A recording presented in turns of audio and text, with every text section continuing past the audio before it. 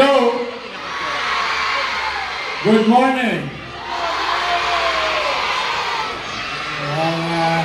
Masasayahin ng mga mag-aaral ng Lakandula. To our teachers, non-teaching personnel, to our principal, and our superintendent, Superintendent Lumeda,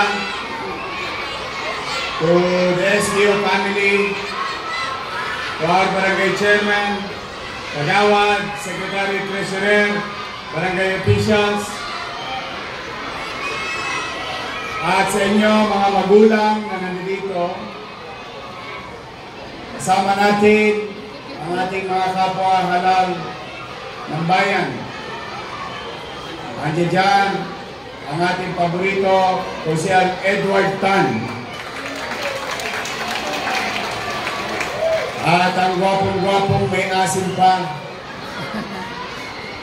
Bolong C. At ang dating gwapo, bago na, napuyat lang.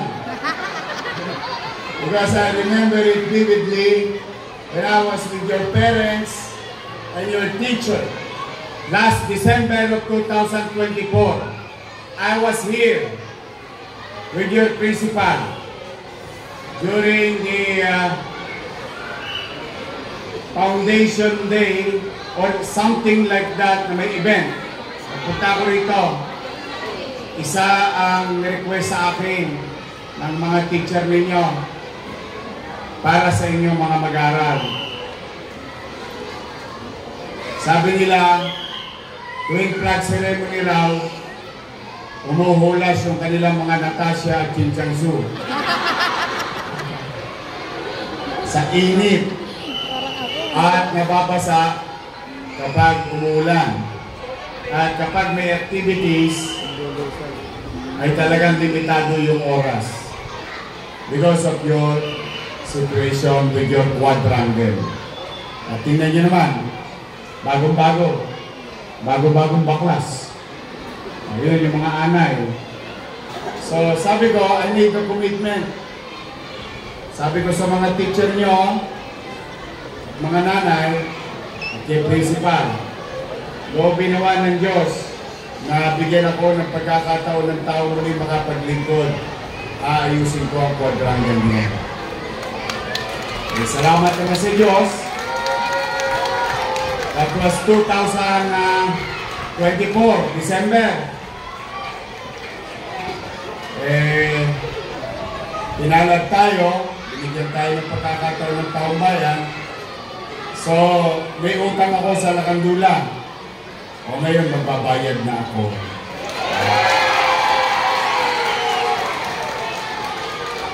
We're gonna redevelop your stage, your roofing, so that it will be convenient for our students and our activities. And your community leaders will be happy enough to send their apos, anak, dito sa Lakandula, na isang maayos at maging maliwalas ang inyong parola. Pero ito yun, we will make sure yari si Engineer Andres pag hindi nangyari ito. Andito si Engineer Andres.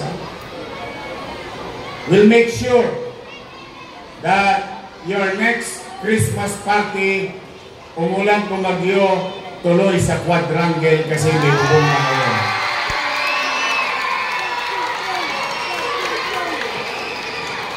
Gusto niyo ba na mabilis?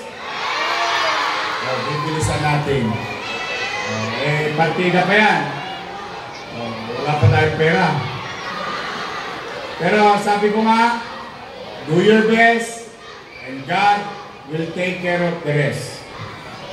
Hindi ako nawawala ng pag-asa. Basta kilos lang tayo ng kilos. Tuloy-tuloy ang pangarap. Tuloy-tuloy ang ambisyon. Lagyan ng kilos. Then may awan Diyos. Darating ang tsapi. Akalain mo dumating nga. O di magagawa natin yung bagay na pakikinabangan ng ating komunidad. Particularly ng ating eskwela. Kaya mga bata, Pwede ba mag-request? Pwede mag-request? Can you make Manila great again?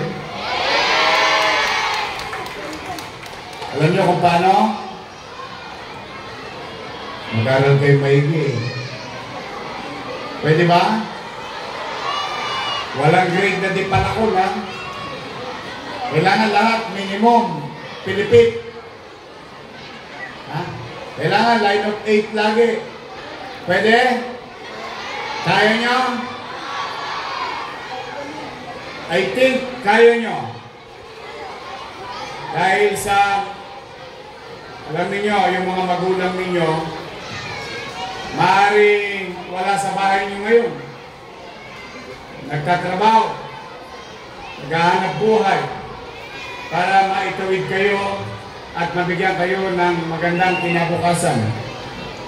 Kaya ang may susupli natin sa ating sarili, sa ating guro, at sa ating magulang ay mag-aral ng mabuti. Can you do that? I believe you. So, ngayon, birthday ko.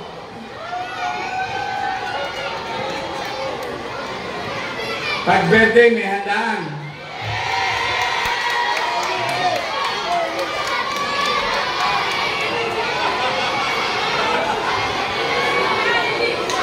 Bumulong sa akin si Awi Sia. Sabi, bakit yung Torres lang daw ang may McDo?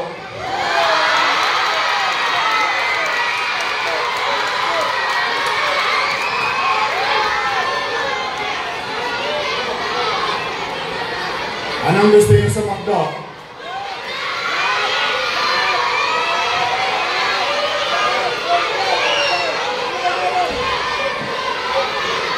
Gusto niyo ba chicken or Big Mac?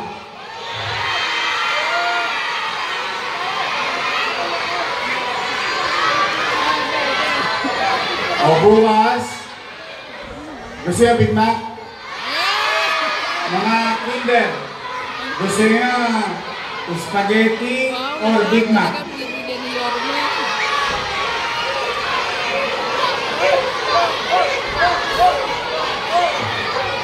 Kasama na teacher. Sige. Tomorrow, huwag na kayong humingi ng baon sa nanay nyo. Para makatipid naman ang magulang nyo. Nakakahiya naman. Yung kapitbahay yung Torres, tumawa sa akin. Sabi ni Awi Sia, boss, baka naman. Walang yan to. Sabi ko may bibigay ka ba? Gusto nyo talaga ng McDo? Talaga? Tomorrow, dadalan ko kayo ng Big Mac McDo.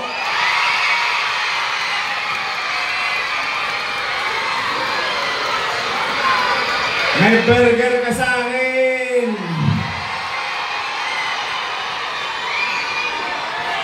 Pero anong request ko? Yun. Basta ako, magsisikap ako, kahit hirap na hirap tayo. Kahit na tukod tayo sa gastusin. Pipilitin ko magbuti para makaraos at makatawid tayo sa pangangailangan ng mamamayan na serbisyo ng kanyang pamahalaang lungsod. Kaya sa mga teacher, nadali nyo na isang buwan. Nakuha nyo na isang buwan. Di 6 na buwan na lang.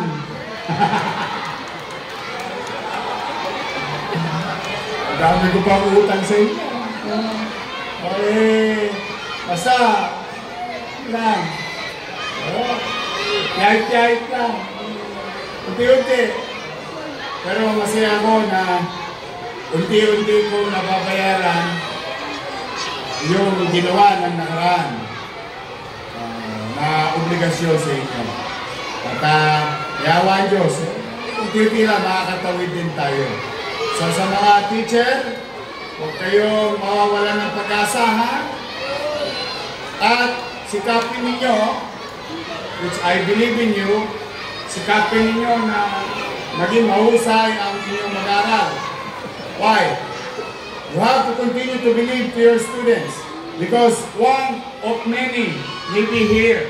Your students will be the next mayor of the city of Manila.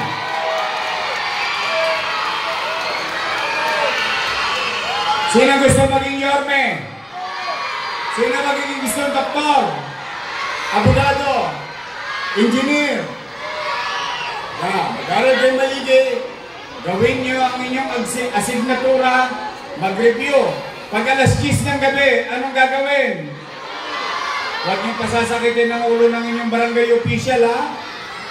Pag alas 10 ng gabi, way una. Tiklop na lamesa. Ha? Magpahinga kayo, matulog na maaga, gawin ang assignment, tapos mag-review. Pag may quiz, dapat, kung kaya perfectin ninyong lengthwise. Saka 1/4 sheet. Ha? Yung long quiz, short quiz. Tapos maganda lagi sa periodical test. Meron po bang periodical test ngayon? Inaabang ako lagi yun. Kasi kung hindi, makukulata ako ng nanay ko. Pero, mga teacher, galingan ninyo. Maybe, mga bata, tandaan nyo ito, ha?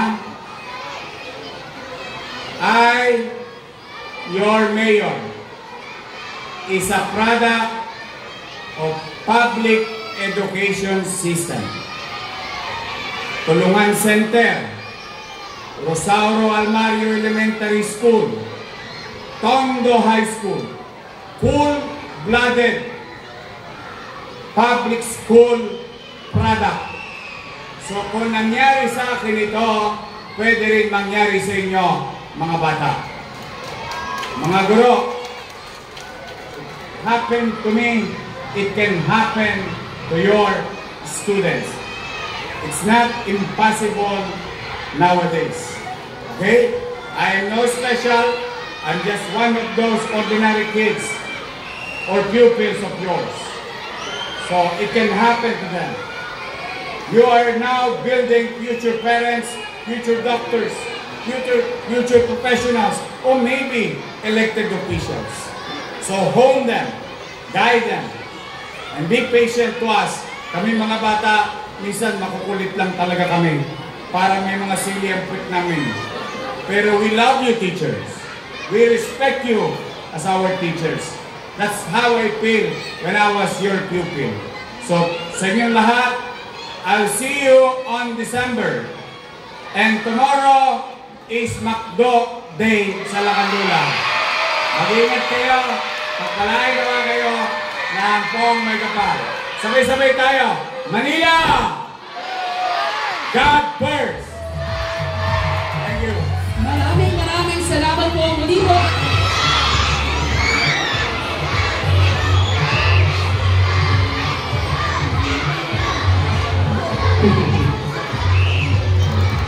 Excited pa kayo sa Big Mac bukas?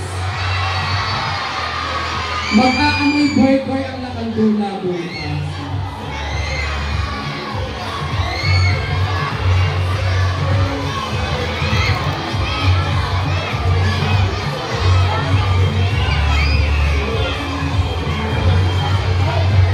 Sa kasalukuyan po ay pinipin ang mahal ako na ating nilaman na ang mga dyaryo na magiging kasama po ng plano pagpapatunay dated today. Sige po, hanggang dito po.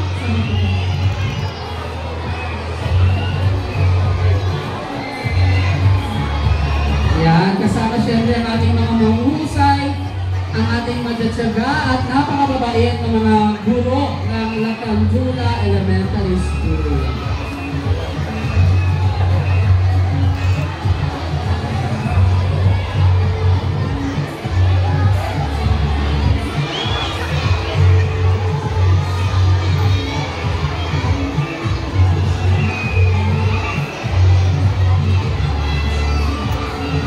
Again po, ang plano po ay isisilip sa kapsula.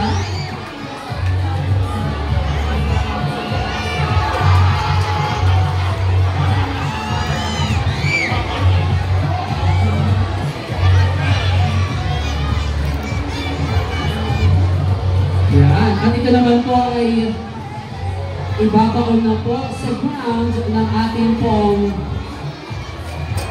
school ground.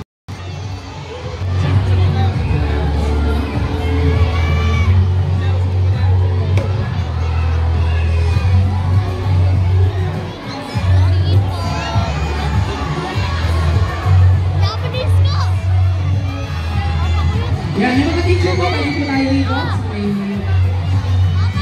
sa likod po dito. Yan.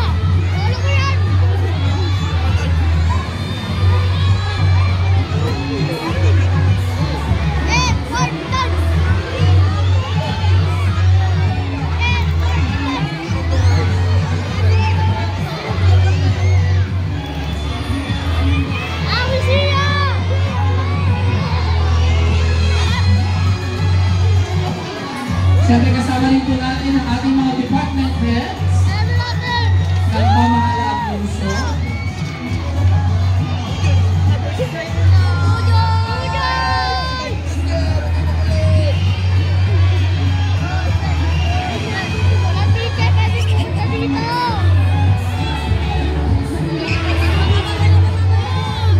Pagkatapos po ng ating mga teacher, maganda po ang ating mga barangay officials for photo opportunity.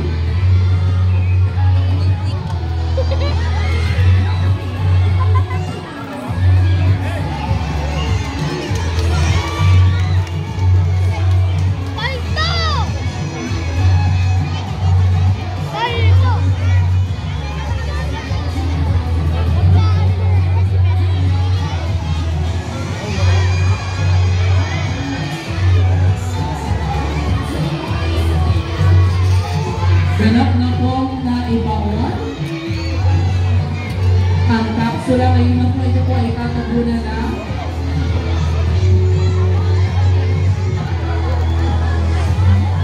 Yung ating po mga barangay officials, ready po tayo.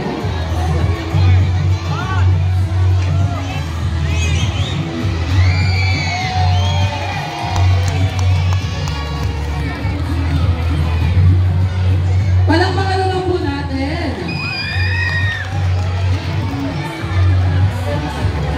ang ating mga barangay officials, please. Tayo na po tayo. Dito po tayo sa likod po ni Mayor at ang ating mga councilor. Bigandaan lang po natin ang ating po mga barangay officials.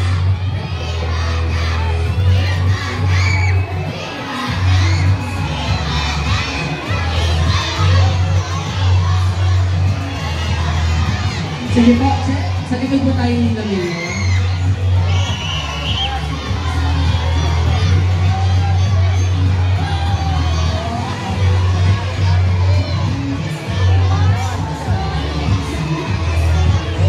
Ito po ang kabuuan ng ating pong installation of roofing ng school ground ng Lacandula Elementary School.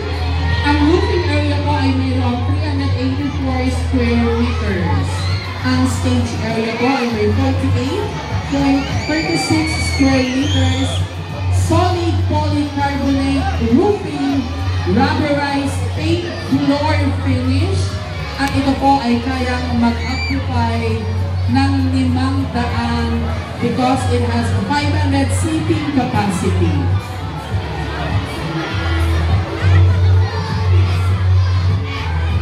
Muli po, maraming salamat po sa lahat po ng naging bahagi ng ating groundbreaking ceremony for the installation of roofing on school ground dito po sa Lacandula Elementary School. Sa ating mga guro, sa ating mga mag-aaral, sa ating mga barangay officials, sa ating mga kasamahan sa pamahalaang lungsod, sa ating mga councilor, maraming salamat po muli sa inyong lahat. Gayon din sa ating mga kapulisan.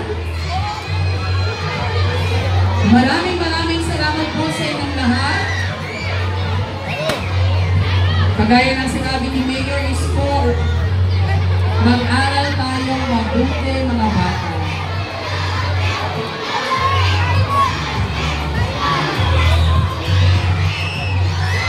Sa ating mga barangay council, kasama ngayon, maraming salamat din po.